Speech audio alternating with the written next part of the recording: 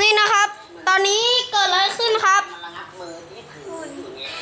ฝุ่นเข้าบ้านนะครับเนี่ยฝุ่นเกาะหน้าต่างนะครับเนี่ยประตูปิดไม่ได้นะครับมันติดมุ้งลวดเห็นไหมครับติดมุ้งลวดพอผมยัดเข้าไปปุ๊บมุ้งลวดมันก็จะเข้าออกมานะครับเพราะว่าลมมันแรงมากตอนนี้นะครับ